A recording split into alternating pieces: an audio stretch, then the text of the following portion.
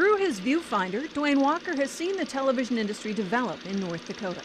He spans the film time period of television, of broadcast TV, the very first videotape era as a visual journalist, then digital. Dwayne began his career in 1966, shooting 16mm black and white silent film. By 1968, he was working with color film that included sound. In a darkroom, Dwayne would develop film and splice stories together for the evening news. He quickly mastered videotape and all the elements of the new format when it appeared in North Dakota newsrooms in 1977. KFYR-TV was the first television station to shoot video news stories with the modern RCA TK76 camera. This camera is a color camera. It does a beautiful job. This is the battery belt, which powers it. This is a tape recorder, a cassette recorder, which makes excellent videotape recordings in the field. Dwayne took his TK76 all across the state and crossed the Atlantic to cover news stories in Germany with reporter Dick Height. With photographer Dwayne Walker, this is Dick Height reporting from the Hamburg airport. Today, international news coverage is common, but for small market TV stations in the 1970s, reporting from abroad was very rare. Sending Dwayne to China with KFYR-TV farm director Al Guston to cover a trade mission was revolutionary for the local news industry. One of the things when you go out on a story with Dwayne is you know that you're going to get what you need. And after working with him for so many years, he knew what I wanted.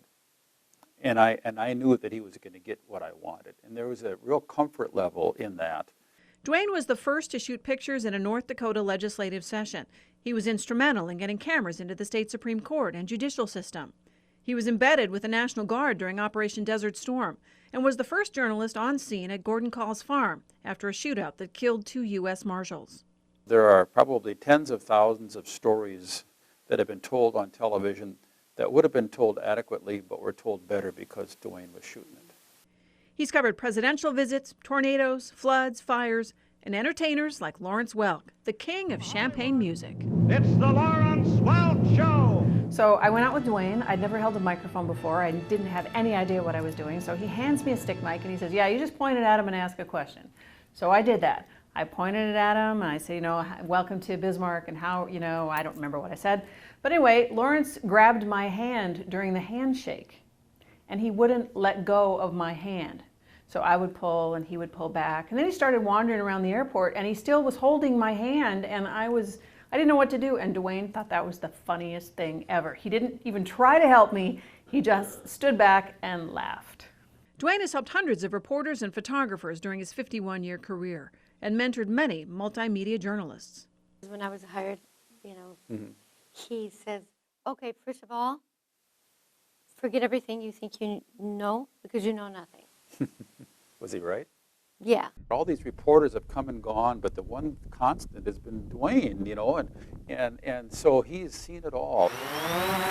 Dwayne is retiring, but he'll still be keeping an eye on local news. He'll provide contract drone footage for KFYR-TV whenever needed. Dwayne is a pioneer. He is synonymous with photography in western North Dakota. Dwayne definitely is the best there is, and words can't really tell you just how good he is.